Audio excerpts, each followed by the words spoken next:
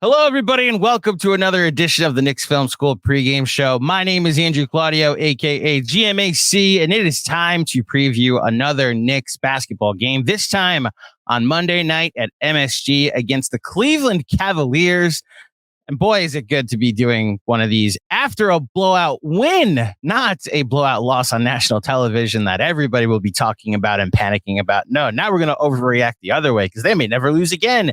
81-1 is on the card, in the cards and on the table, folks. We'll see what happens on Monday night when they play the Cleveland Cavaliers, who are off to as good a start as you could ask of anybody coming into a new season under a new head coach, Kenny Atkinson. 3-0, one of the best offenses in the NBA, just like the Knicks. They're pretty efficient as well. And when you judge efficiency, I can just get in my basketball nerd stats corner for a second. I look at two stats, effective field goal percentage and true shooting. Well, the Knicks, pretty good offense so far. In fact, currently fourth in offensive rating if you want to care about offensive rating through two games. But their efficiency, they are second in both the effective field goal percentage and true shooting. Well, guess who's number one in both of those categories? The Cleveland Cavaliers coming into this after 3 wins over 3 teams that may not necessarily be considered good this season, but 3 wins are 3 wins. And you know where I had to go to talk about the Cavs' red-hot start to the NBA season? My home away from home from the Chase Down podcast, none other than Justin Rowan. Justin, how you doing, my man? Welcome back.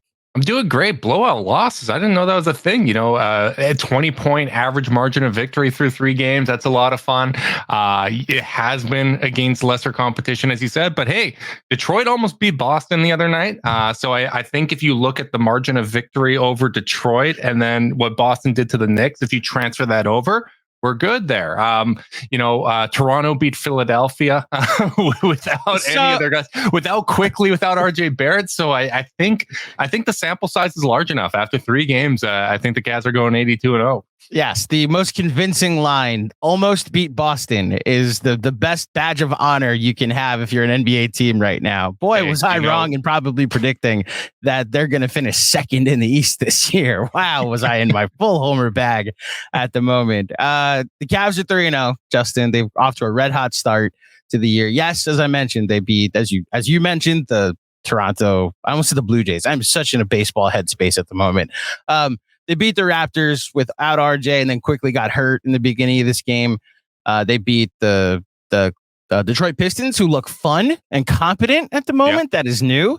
And they beat the Wizards, who look less competent and maybe less fun, but they exist. But it's 3-0 no matter what. And we'll talk about this start and what's sustainable and what's been new under head coach Kenny Atkinson.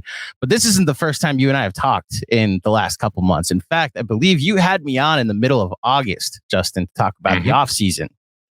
And we'll talk about what else the Knicks did after the pod that you had me on to preview the Knicks' upcoming season. But I never got the chance to ask you about the Cavs offseason when I was over at the Chase Down.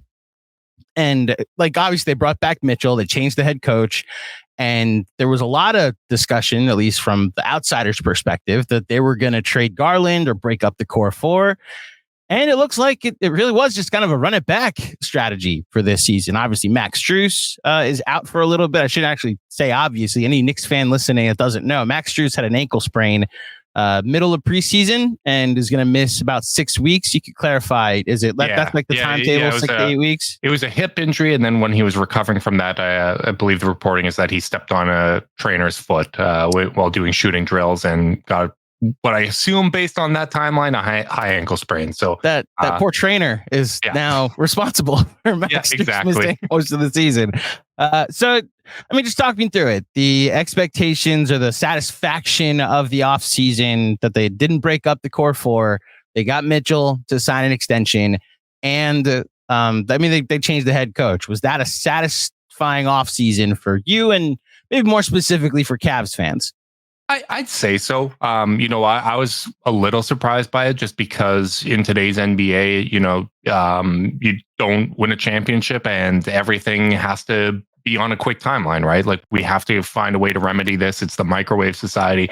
You don't really see kind of the traditional team building that I grew up watching. And, I was kind of mentally ready for one of Allen or Garland to kind of be on the way out. Felt pretty confident that Donovan Mitchell was going to be back and he was going to re-sign. So it was nice to kind of have that piece in. But then you look at some of the other moves, like the 3-year extension for Jarrett Allen. That was a huge surprise. He's already on kind of one of the more valuable contracts in the league.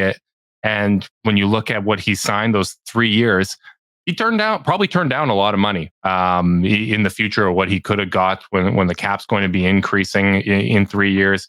So to get him kind of locked up, whether that's, as a trade asset or as a piece moving forward, that's a valuable piece to have. But I was pleasantly surprised that they brought the group back.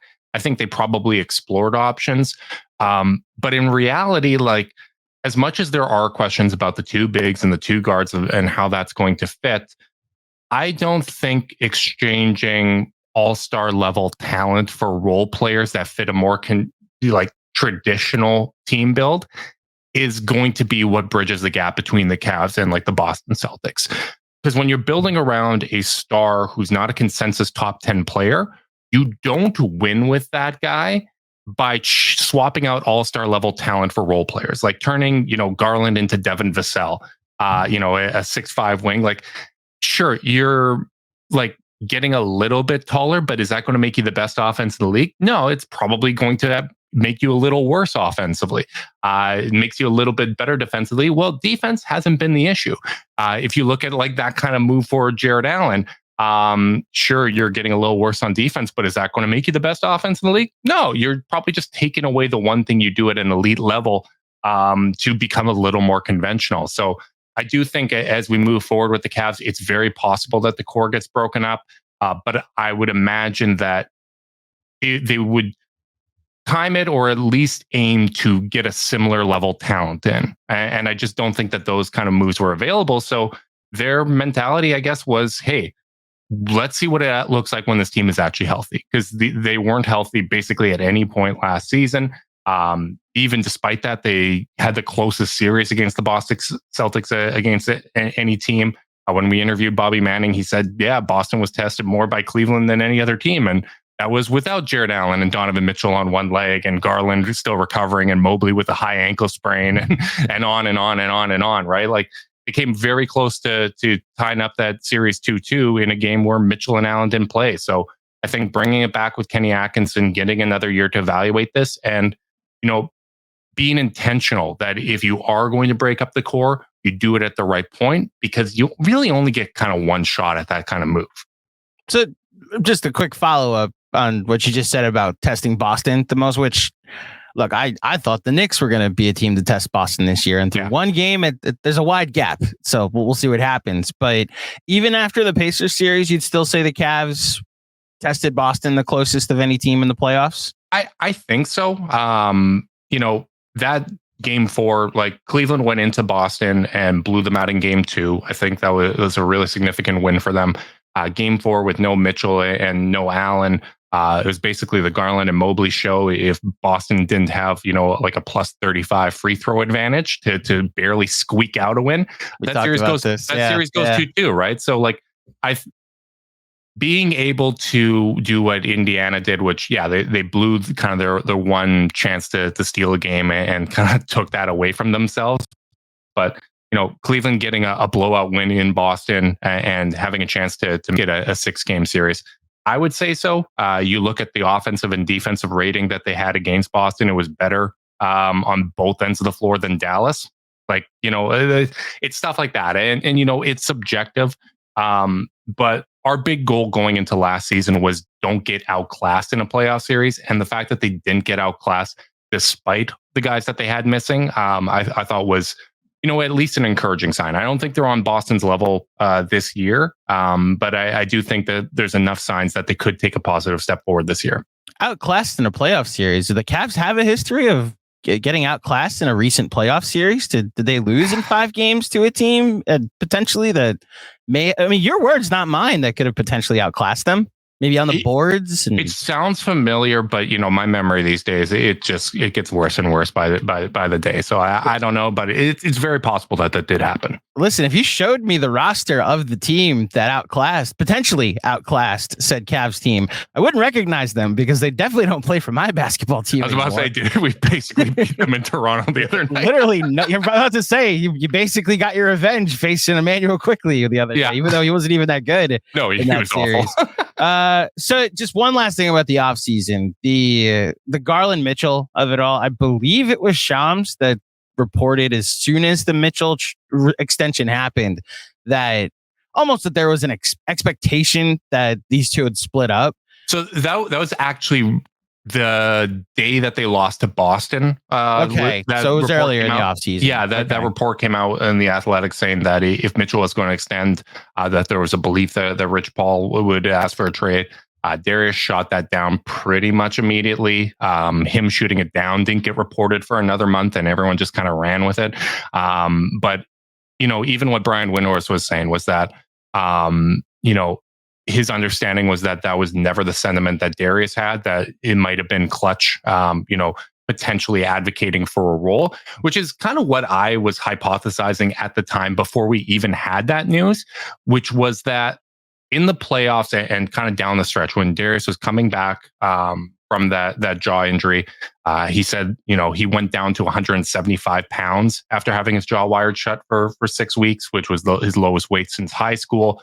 He dealt with a death in the family where he was flying back home after every game. So, there's enough travel already in an NBA season, but he was traveling back routinely to be there for his family because he is very, very close and family's an important thing for him. There was an ankle sprain. There was just, one thing after another. It was a season from hell for him. But with all of that, he was basically relegated to an off-ball role. And I think there was maybe a thought of, well, if you're going to be using Donovan Mitchell as a point guard, like that's not the best way to utilize Garland. I didn't expect that to be the change, but maybe those were the conversations, right, about role or whatnot. But Darius shot it down pretty much immediately, and he's been pretty vocal about wanting to be here. Donovan's been very vocal about Garland being a big part of why he extended. So it didn't really surprise me, but once that offseason rumor mill gets going, and I think he was the best point guard, hypothetically available on the market. It didn't surprise me to see that kind of take off and gain some steam. Well, what you're telling me pretty much erases all of my follow-ups about the rumors that we heard in the offseason. If you're saying that this got shot down almost immediately, then any of the Brandon Ingram or whoever that came up throughout the offseason, none of that. I was going to ask, was there a deal that... I think the Ingram stuff was more centered around Jarrett Allen, honestly. Like a lot of the kind of rumors that we had heard and, or saw reported. And I think, one of the biggest hurdles there is Allen is on such a valuable contract. So it's, the Cavs would have to add a whole lot of salary to make that work. And there's not a lot of, easy ways to go about that. And Cleveland might have wanted more than Brandon Ingram for Jarrett Allen. So I think that was likely kind of one of the holdups there. And, that's a prime example of, what I was saying before of you're going to move one of the core guys, you want to be getting an all-star level talent. But even if you did, even if you took salaries completely out of it and you made that swap, okay, how is Brandon Ingram going to play next to Garland and Mitchell, who need the ball, and Evan Mobley, who they're prioritizing getting the ball more? Are you going to get the best version out of him? You're sacrificing on the defensive end. You're probably might still be a top 10 defense, but you're probably not going to be an elite one. Well, are you going to be an elite enough offense with that to make up for that difference? So I think those are the type of questions that from a team building standpoint that the Cavs kind of have to evaluate. And, right now it just seems to be the easiest path forward is seeing if what Kenny Atkinson can bring to the table and what a better version of Evan Mobley can bring to the table is going to unlock this roster. Set me up perfectly to transition into what Kenny Atkinson has brought to the table. So we went over the numbers through 3 games so far. An elite offense, again, third in offensive rating, second in net rating, first in efficiency, whether it be effective field goal percentage or true shootings. Again, small sample size theater here, talking about 3 games. I even just noticed like the 3-point percentage, they're second, which everybody is competing for second behind the Boston Celtics at the moment. You tell me, from a Knicks fan that hasn't had a chance to watch all 3 of these Cavs games, what's different that Kenny Atkinson has brought so far? Yeah, I think one of the biggest things is a change in tempo. Pace gets brought up a lot, but even when you look at last year's Cavs, the majority of their top lineups used in minutes were actually pretty high pace. Like they got out and they ran in transition. They were a high transition frequency team. I think there was an understanding when there was 2 bigs out there that, hey, the best way to kind of attack is by pushing with pace. But there were still a lot of those kind of half-court possessions where they would not initiate until there was, 10 seconds left on the shot clock, and that just hasn't been there this year. There's really kind of that consistent emphasis on tempo. I think getting Darius Garland being back to himself and being healthy is obviously going to give a big boost to the offense. First game was a little shaky just because he got in early foul trouble against Toronto, but he's been great in the 2 games since then. And I think the biggest change is this is just a different version of Evan Mobley than we've seen. He's bringing up the ball a whole lot more. I think he's already has, I saw last year, he had 40 ball handling possessions all season, and he's already got 9 through 3 games as a pick and roll ball handler. They're kind of doing some inverted pick and rolls where Mitchell and Garland are setting screens for Mobley.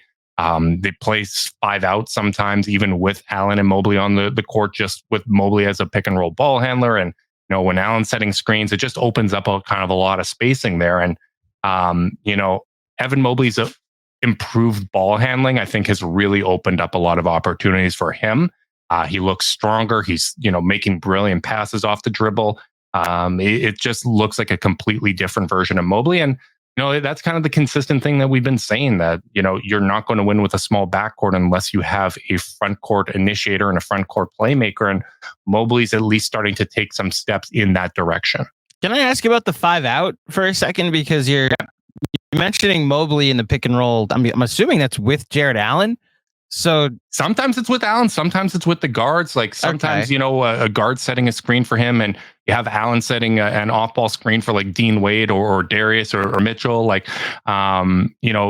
not frequent, but you do see them kind of setting up further out, right? And you're seeing kind of more of those alignments that are utilizing both the screeners, a lot of horns actions, a lot of double drag with both bigs, just really kind of changing up what looks they're throwing at you offensively from a possession by possession standpoint. And, I think when the offense looked at its best in 22-23, when they were a top 10 offense in defense, they really used a lot of split cuts, right? Like I think that was Luke Walton's influence coming over from Golden State. Yeah. There's just an increased level of buy-in in executing those. And I think just the improvement that Mobley and Allen have made as playmakers are making those more effective, and you're seeing a lot of them so far in this offense. Yeah, those split cuts work really well when you have Steph Curry and Klay Thompson on the floor at the same time. But I mean, the light version of it could be Donovan Mitchell, especially the version of him that you had last season. And look, I'm more asking about the 5 out because I'm figuring how the Knicks would guard it, and it's very simple if you're doing a Mobley Allen pick and roll. Like I just see Karl-Anthony Towns is in drop, and I guess you tell me how much of a pull-up mid-range that Mobley has, or how much he develops it. Or if you're going with one of the guards, you're talking about bringing in Anunoby or Bridges, which I guess in this situation, you're figuring out who has Brunson on him, and you're trying to bring him into the pick and roll so that way you have Mobley on him, right? I would say one of the biggest differences with this Cavs team is that if a team is in drop, they are pulling up. Whether that's Evan Mobley, we've talked about this in the past. Darius Garland, too often he would not pull up when there's a drop. Yeah, you can kind of see the processing sometimes where he's like, I have an open pass, but I also have an open 3. But the ultimate decision has been taking the open 3, and I think that makes a big difference.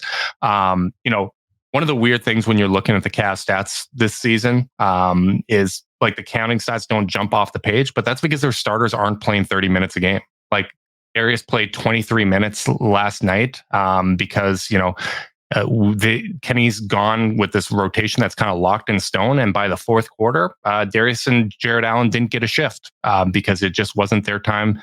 Normally where they would have came back in, they were up 20. So Kenny said, well, it's 3 and 4 nights. We got 3 and 4 nights against the Knicks. We would travel. Like, let's just kind of rest these guys. Jarrett Allen was 10 for 10 from the field. I think he's got more blocked shots this year than missed shots. Like, that's amazing. It's that's unbelievable. Amazing. It's just, they've been able to attack with advantage, and the load has just been so much lighter on these guys that they haven't played a huge minutes load. But if you kind of look at like the per 36 stats and like the 3-point attempt rates, like Garland is getting them up, man. Like Mitchell, if you go per 36, Mitchell's taking 10, Merrill's taking 10, Garland's taking 8, right? Niang's taking 8. Like Dean Wade is a confident 3-point shooter right now and getting them up, right? Like if you play drop and if you give the Cavs open threes, they're going to take them now. And they're also hunting them. Like you're seeing more pull-ups in transition. You're seeing guys sprint to the corner and an emphasis on getting those early transition threes. Like it's just a completely different mentality. Yeah, the 3-point defense is going to be interesting because there's been 2 different versions of the Knicks so far. Because you see night 1 where the Celtics just hunted Towns in drop coverage, and really just the point of attack defense was really bad. Specifically from Mikal Bridges, just was kind of going through it, and then somewhere around halftime, his screen of the first navigation game, jumped out to me in that game. Like really bad game 1. Mikal, what's going on? Now, on the contrary, I would argue the exact opposite happened against the Pacers, and you actually saw the idealized version of what this Knicks team is, where Halliburton, his shot was off, and the best weapon Halliburton has when he's not contributing as a jump shooter is the ability to find passing lanes with these jump passes. Shout out Caitlin Cooper. And when the passing lanes all have OG Anunoby and Mikal Bridges arms in them, then it's really hard to really find anything. And their screen navigation, their point of attack, all of it was just very elite on Friday night, which is why I'm curious going into this game against the Cavs. I just respectfully, the first time they're playing a good basketball team, that what are we going to see? What are we going to potentially see from the Cavs going? And I'm like respecting them as a team that I expect to be a potential playoff matchup for the Knicks. Like, what are we going to see? And I guess I'm asking you, from a sustainability standpoint, like what do you come into this game hoping still happens from what you saw the first 3 games going into this game against the Knicks?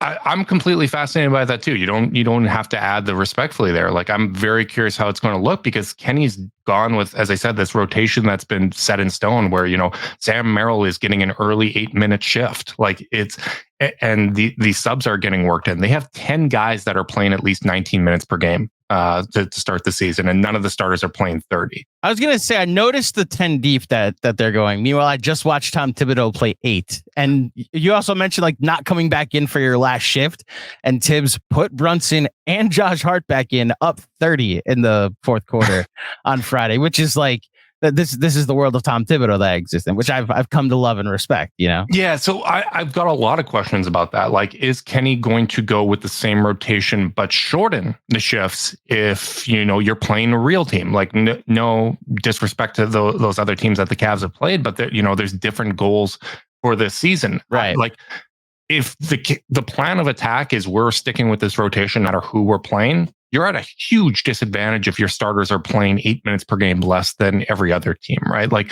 I don't think that's going to be the case, but it's going to be really interesting to see, is that the approach? Is the approach that, hey, like when we're playing some of these lesser teams, we're going to lower the minute load, we're going to make things easier for the starters, we're taking, a full season approach.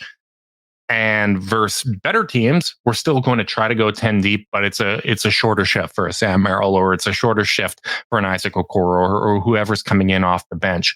That's going to be a really fascinating thing for me. And my other big question with that is, all right, if the starters are going to play 36 minutes against the Knicks, how does that look? They haven't played that many minutes in a game since May. Are they going to be gassed? It is, even though they've had lower minute loads, it is going to be three games in 4 nights with travel between against a rested team. Like, I'm very curious to see what that looks like because my mind automatically goes to what Mike Budenholzer did with Giannis all those years, where, he's only playing 30, 31 minutes per night in the regular season. go to a playoff minute load, and in the fourth quarter, he looks tired. He's fatigued. He's making mistakes, right? Like I'm very curious how it looks from a conditioning standpoint. So I don't know what to expect against the Knicks from that standpoint. But I do expect the Cavs to continue to try to play advantage basketball, which, I talked about how they've been hunting kind of those 3-point looks early in the shot clock. Just because that is a point of emphasis doesn't mean that's all that they're doing. It's not a Boston Celtics approach that they're just going to jack up threes, because in a lot of these games, they've almost played outside inside where, they get up 12 threes in the first quarter, but they end the game with 30 or 32, just because teams got scrambling and it generated opportunities at the rim. Like I think their point of emphasis is still, hey, we're going to get a lot of dunks as a team. And if, Evan Mobley's creating advantages off the dribble and taking his man off the dribble, and the defense is collapsing and he's throwing wraparound left-handed passes to the far corner, like we're going to get some really good looks here. So I do think that, they're continuing to try to make it easier for their star guys. We're continuing to try to get, Darius off ball looks. Donovan, I think, is still struggling to find kind of his rhythm off ball.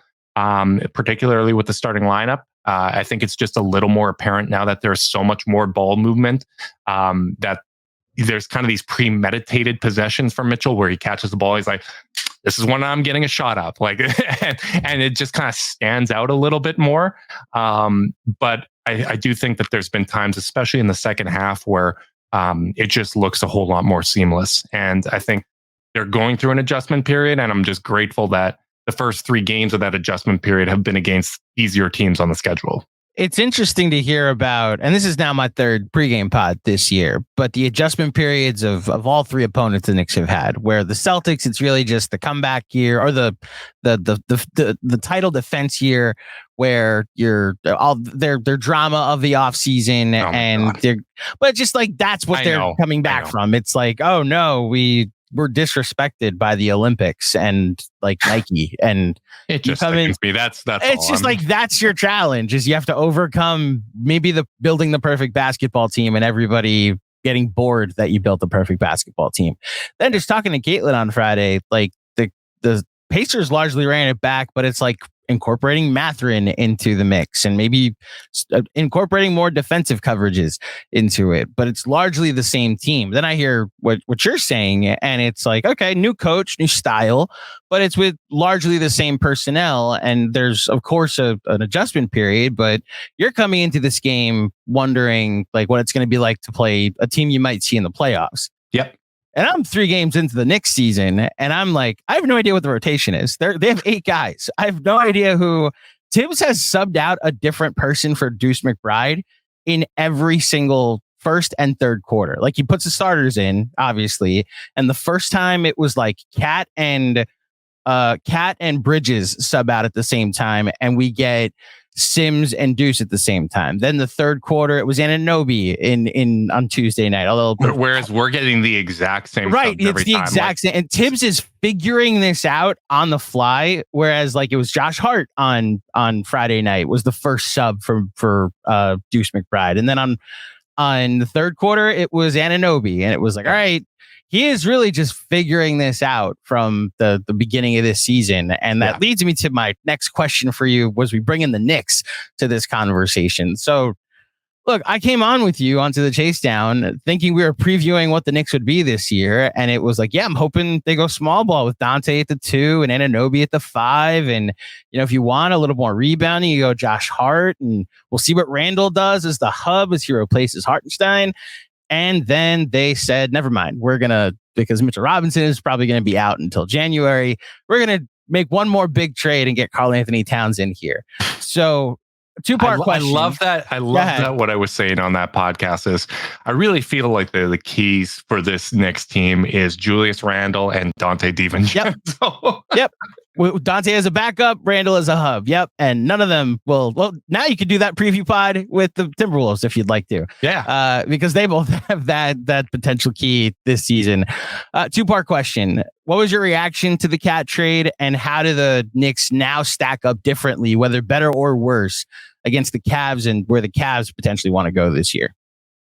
I'm going to be a little counterintuitive here, and I got really annoyed at the Cat trade. Really? Okay. You and Carter both messaged me, and again, I was in baseball mode as a Mets fan. I'm in the middle of watching Mets Brewers, and I'm seeing all these messages flood in. It's like, I know the Mets are losing, but leave me alone. Oh, they just did. The Knicks just did a thing. Okay. Yeah, I was getting on a 7.5 hour flight as that news broke, so I was like, I'm paying for Wi-Fi and I'm bothering you. I'm annoyed. I'm annoyed by this trade, and I'll tell you why. Why? I think there is the potential for this trade to make the Knicks a better team, but you know how much I love narratives. I love the Knicks as a Cavs foil, that, you know, this tough team that is going to test them in ways that aren't immediately obvious on paper. I really kind of like that storyline. I thought it was good for the Cavs to have that as a team that they needed to overcome. And this Knicks team now, as it's currently constructed, obviously things can still change with trades and whatnot. We saw that the last time we previewed this team. I just don't think they're built to test the Cavs in that way. I think if they're going to beat them, they're going to beat them in a different way. I think, you know, there's the potential for this to be a really good offense that is going to stretch them out, that's going to make things difficult for them. But I don't think that, you know, they're going to beat them up on the offensive glass, right? Like OG Anunoby and Mikal Bridges, their offensive and overall rebound rates are comparable to like Donovan Mitchell. I don't think, you know, it's going to be consistent rim pressure that's killing them. Like, you know, RJ Barrett did in that series, annoyingly. Like, I just don't think you have that. Like, Mikal Bridges and OG are two of the worst isolation players in the NBA the last few seasons, right? Like, their points per possession on those possessions are like an Andre Drummond 3-pointer. Like, it's just it's just a completely different build, and it's almost like a version of the Boston Celtics in a way where it's okay. You know, it's going to be 5 out. They got a lot of length. We'll challenge you in those ways. I'm just annoyed that they don't have this kind of tough, gritty team as the spoil. And I'm sure the Knicks are still going to play tough. It's still, a Tibbs, orientated team. But you've got weak points. Like you've got, especially with Mitchell Robinson out. Like you've got weak points to kind of attack. And I am going to be interested to see how much the Cavs try to get to the basket on Monday. Like I feel like they're going to be putting Cat in a lot of actions. I feel like, whether it's the drop coverage and pulling up on him, whether it's, the big to big passing and really putting pressure on the rim, it's just a totally different series. And I guess I'm reminiscing about what could have been. What could have been. What used to be. Yeah. I'm staring at it. Even though it didn't go well for us, I wanted another shot at that. I wanted another shot at that. Yeah, well, I mean, Mitch technically could be back at some point, although the large greatest 9-9 series in the history of basketball. And yet, you undersell the great. Like by game 4, both Allen and Mobley are boxing him out. Yeah, that was definitely part of it. I think JB's defensive schemes were a little tough, but even in that series, it wasn't just Mitchell Robinson getting his 9-9. It was all right. We got Hartenstein coming in off the bench and doing the Josh Hart getting a ton of rebounds. Yeah. Now you've got either small ball with Karl-Anthony Towns or 6'7" Precious Achiuwa. Like it's just it's a different animal. Well, so that's where the Knicks being like a guy short is just so interesting how they're going to navigate it over the next couple months. And it's not just Mitch out, it's Precious out, it's Landry Shamet, who suddenly became important at work during the preseason. And then he unfortunately dislocates his shoulder. And look, to your point about the grittiness, and we had talked about this when I did that chase down pod, that the Knicks went from a team that got as many attempts at the rim per possession as possible because they were an elite offensive rebounding team. And this year seemed to be the shift before the Cat trade, but they were going to prioritize making their first shot. Mm-hmm. And I've mentioned a couple times the effective field goal percentage, that they're more efficient this year. And through 2 games are 26th in offensive rebound percentage. Now, a lot of that came from the fact that they just haven't missed a ton of shots. And when they did against the Celtics, or I guess when the Celtics missed a bunch of shots, they were able to get it back as well because they were just all out of sorts that game. Yeah. But it's a different Knicks team, a different Knicks version. And I have high hopes for them. I just think this is going to be a long time before we see the finalized version of it when they learn how to play together. My biggest concern when we did the podcast, the chase down kind of preview of the next season was playmaking. And, that was one of my big takeaways from the Celtics title was they have 5 guys that can generate offense on any given possession, right? Like there's a lot of playmaking. They can attack you in a variety of ways. And I think, that's something that the Cavs are trying to emulate, especially with, the big playmaking and all that. Jarrett Allen's passing numbers were very comparable to Hartenstein's last year. And, you're seeing him being used as a playmaker. Mobley's obviously being used as a playmaker. He's had games where he's outshot Donovan Mitchell. Like it's just a totally different dynamic. And I still think that the Knicks need to add one because from a basketball philosophy standpoint, like, I just feel like Jalen Brunson's the only guy that can initiate. And I think it works, when you have spacers all around him and whatnot, it just runs into like this heliocentric offense that I just don't think ever wins. Like, I don't think Luka can win like that. I don't think LeBron can win like that. Like, LeBron has won, playing fairly heliocentric, but he's had a Dwayne Wade or a Kyrie Irving to initiate. They brought in, Kyrie for Luka, and all of a sudden that got them over the hump, right? Like, you need to have a second guy that can dribble and initiate offense, at least 2. And I just don't think I didn't believe in that type of offense with Donovan Mitchell, right? Like when people were saying trade Darius for, someone like Brian Windhorst saying trade Darius for a spot up shooter, have a bunch of guys standing around, one guy screening for Mitchell. Like, I just feel like that is reductive basketball from like 8 years ago. So if I don't feel confident with that offensive archetype for a James Harden level passer or a Luka level passer, I'm not going to feel good about it for a Donovan Mitchell or a Jalen Brunson level playmaker, right? So, if you guys can get like a Bogdanovich or something in here, like I think, the good one. I think that I don't know which is the good one at this point, because I had the other one last year. But that archetype, I take Karis LeVert, but you're not getting him. So what I will say, there's a little pushback, and what I've seen through 2 games, they're using Karl Towns in ways that I don't necessarily, and I'm not going to pretend I watched a ton of Timberwolves basketball over the years, but they are using him as somewhat of a hub, like they did with Hartenstein, not in the sense of the dribble handoff, but now they're spamming or ghosting some dribble handoffs. And then shout out to DJ Zula, who did a great breakdown the other day, where his ability to now put the ball on the floor is an element that Hartenstein never had. So if you fake the dribble handoff and he's getting downhill and the defense collapses, then, that opens looks, or you just got him going one-on-one toward the rim, which is an efficient play. So it's been solid, but I still think it's a step down from like what Randall was doing last year. Maybe from a playmaking standpoint. But now you add the spacing element that Randall wasn't able to bring. Right. So there's positives and negatives from that, but I just think like I had questions about it, when it was Randall, and even if he can get to kind of that Randall's point, I thought what Dante brought was really important. So I even though it's short, I think, Deuce McBride and Jalen Brunson lineups, like you might need to go to that. Like I am a believer in Deuce, and I think he's someone that can step up and kind of fill a little bit of that void. I just think you need more than 2.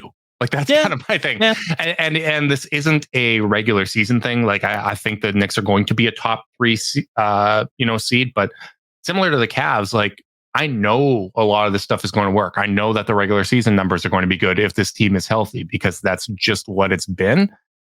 That we're holding our teams to a higher standard. I'm holding the Cavs to a higher standard. I'm holding the Knicks to a higher standard, because both of these teams, I think, are tweaks and internal improvement or a trade away from potentially contending and pushing the Boston Celtics. And that, I think, is the most important part about what you're saying. And like we've talked about it a lot at Knicks Film School, that there's 2 different conversations. There's how good will they be, and how close to the Celtics are they? Because the Knicks or the Cavs could be high to mid 50 win teams, and that's like a successful regular season objectively. Yeah, and then they might win a couple playoff rounds. That's a successful. I still believe in the Knicks more than the Bucks. Objectively. I believe in the Knicks more than the Bucks. I believe in the Knicks more than the Sixers. Like I think they're a top 3 team, and it's a Celtics conversation. Are you good enough to beat the Celtics? Did you win it all? I made this analogy last pod, but like, I don't know how big a baseball fan you are, but like the Mets and the Yankees have two different expectations in New York. The Mets, like, we just had this really fun season that fell short of the World Series. And a lot of us are going to remember this as Mets fans forever. And the Knicks had that where it's like, oh, this is a really fun season. And they made the second round. These are great. And now that they've gone all in, the expectation has changed. It's like, that's a great regular season. You lost to Boston. Like, you went all in, and that's the barometer that we're now holding you to. So, and it's the same thing for us. Okay, we got a commitment from Donovan Mitchell. You're guaranteed to have a couple more years of him. We now have to kind of capitalize on that window, right? Like, we all understand that Evan Mobley's growth is probably the most important thing. And if that growth doesn't occur, like, what he is now is important, but where he's at April 15th is the most important thing. And if it means, sacrificing a regular season win or two to get him these reps and to try to develop him, then that's what it's going to take. Because as much as you can have stuff that works, and like you can spam your pick and rolls, and you can have your kind of bread and butter plays that are going to get you 50 plus wins in the regular season, diversifying this offense and postseason proofing the offense is really, really damn important. Because as it's so funny to me that, and Cavs fans are guilty of this too, but so much of the conversation is about fixing the defense. We need to get a big wing to defend the Jason Tatums of the world and the Paul Georges and all this kind of stuff. Defense has never been the issue for them. Like, I can see it theoretically being an issue, but it wasn't an issue against the Knicks. It was not an issue against the Celtics. They actually, they outscored the Boston Celtics with both guards and Mobley on the court. They have an elite defense in the playoffs with just one big and both guards. The two guard defense has never been an issue. What's been an issue has been the offense. And that offense has been an issue with one big and one guard. It has been an issue in every single configuration. They have not got it to translate to the postseason. So my big thing is, when I talk about adding a big wing, I've always said a big playmaking wing. I think you need someone, what you can do against a team defensively when the offense is revolved around two guards with trapping and picking up full court and really pressuring them. The only way you can beat that in the playoffs is by having a front court playmaker. Evan Mobley can bridge that gap, but I do still think that there is a potential that in the future they need to add another big playmaking wing to help alleviate that, because I do think two small guards can work. It hasn't been an issue defensively in the past. We've seen teams play, two guards that are 6'3" and below, heavy minutes together and win. Toronto did that with Van Vliet and Lowry, both under 6 feet and a lot shorter. Miami with Dwayne Wade, who, 6'3", but in length, and Mario Chalmers. Like, there are examples of this, but they've always had kind of that front court initiator and that guy that can alleviate the pressure and free up those guards to get easier off-ball opportunities. Two questions before I let you go. Expectations for this season. You said last year it was just to not get outclassed. What are the expectations this year? And more specifically, what does a disappointing Cavs season look like to you? I think expectations, some of that is going to be dictated by where they end up in the seeding. I do think that this team is going to be in that kind of 2-3 mix. I picked them to be the 2 seed. I think the continuity helps. Obviously, losing Max Strus for a few weeks is unfortunate, but if Joel Embiid and Paul George aren't playing back-to-back, Strus might play more games than them this year still. Listen, back-to-backs might not even need to be part of the conversation. It might just not be playing this year. Like, that might be the Sixers conversation this year. Right, and I can't sit here and complain about Max Strus missing time when every single top 5 team in the Eastern Conference is missing a starter right now. Mm-hmm. It is what it is. It's part of the game at this point. But, if they are a 2-3 seed, I think if you're avoiding Boston until the conference finals, the goal should be trying to make the conference finals. I think, once again, not getting outclassed in the playoffs is going to be a very important part of this equation. And I think, one of my most important goals is getting the offense to translate to the postseason. If you have a 7-game series against a team as good as the Knicks or against the Celtics, and it goes down to the wire, but you look really, really good in that series, the offense and defense is there, but you just get outplayed on a couple possessions, and that's the difference. Like, I can still consider that probably a successful season, because I'm looking at, okay, well, we were that close to beating a contending level team. and Evan Mobley is still going to get a little bit better. You're still, all of a sudden, you're going to have 2 first-round picks that you're able to trade, and that's going to open up some possibilities. And like all of a sudden, the things start kind of cycling there. So I do think, continuing to measure themselves up against the class of the league is the most important thing. And as long as they, as long as you feel confident that they belong there, you can consider a successful season. Is picking them over the Knicks, is the calculation there that the Knicks aren't deep enough? Did you have them over the Knicks before the Karl-Anthony Towns trade as well? Before the Cat trade, I went back and forth. Like I almost kind of gave the conceit that I'm being a bit of a homer. I'm like, the Knicks, if they're healthy, I can see it. It's, I can see either team winning that series, but I'm going to pick the Cavs because I'm an optimist. I feel a little bit better against them right now with Cat, honestly. And, okay. I just think their ability to muck things up against the Cavs and get the Cavs away from their game is reduced. And like, that's kind of the biggest thing. Like, even though Boston was a great defense last year, it felt so much easier. It felt so much easier offensively against them than it did at Orlando, just because Orlando was so damn physical. They were so damn big. They're picking you up full court. They're bodying you up.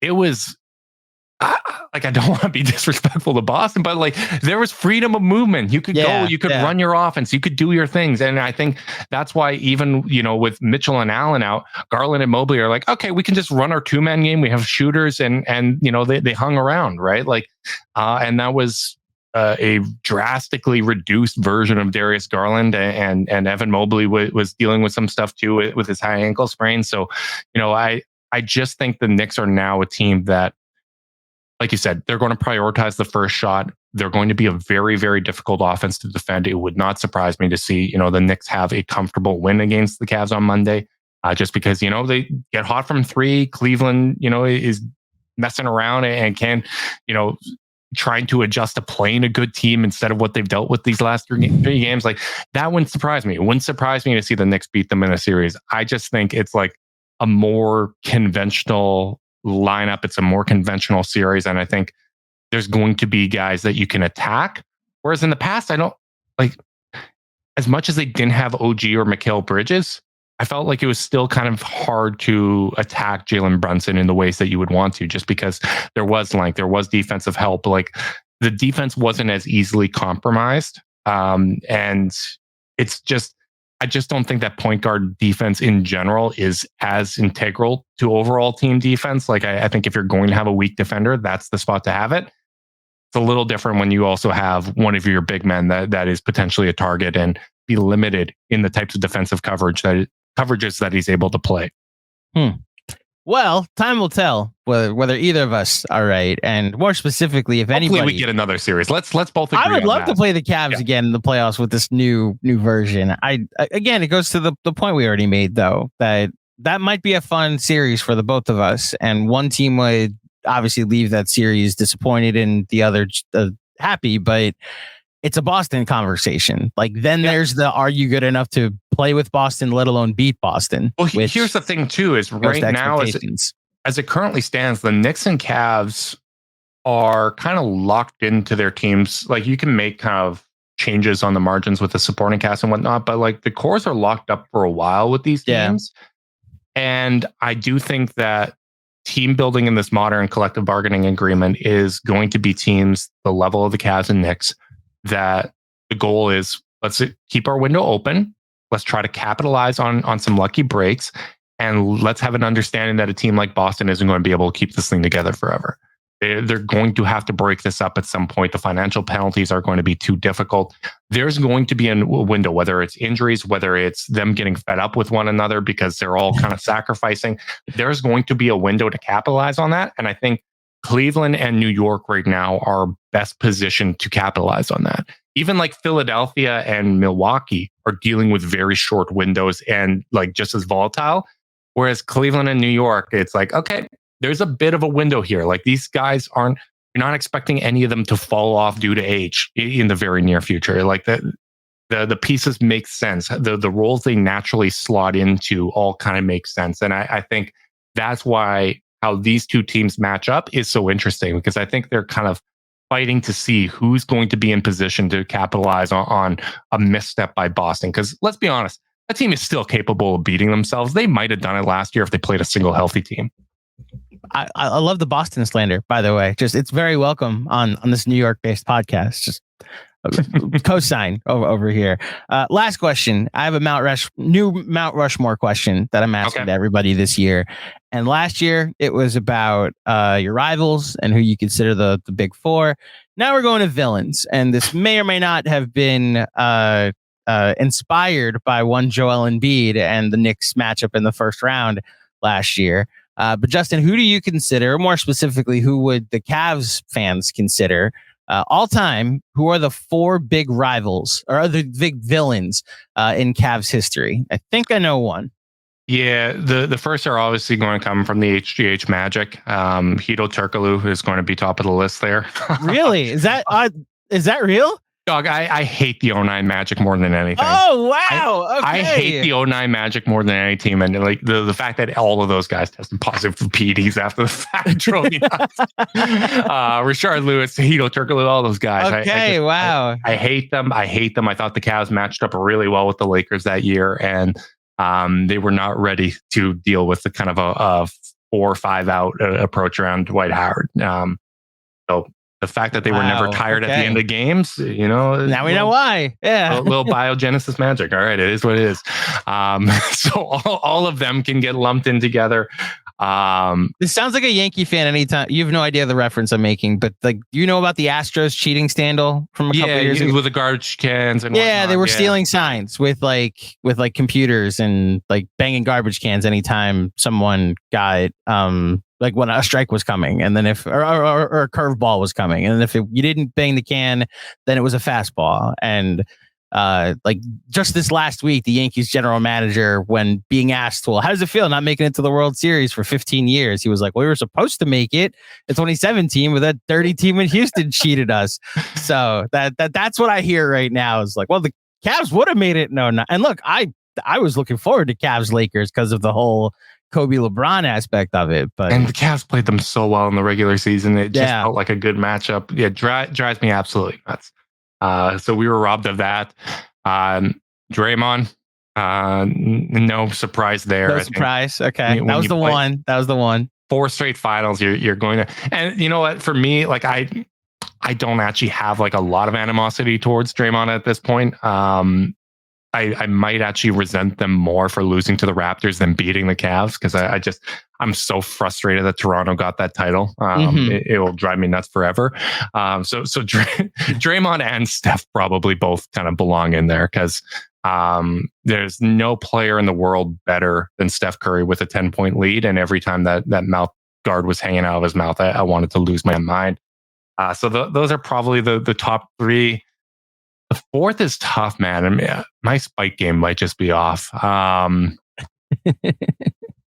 I just say like Pat Riley and the entire Miami? I was going to say, where's there a Miami aspect here? Yeah, it could be a villain of a coach or a GM. So I'm going to go with Pat Riley and the media mob in Miami, and just the wielding of narratives and everything that goes on there. I'll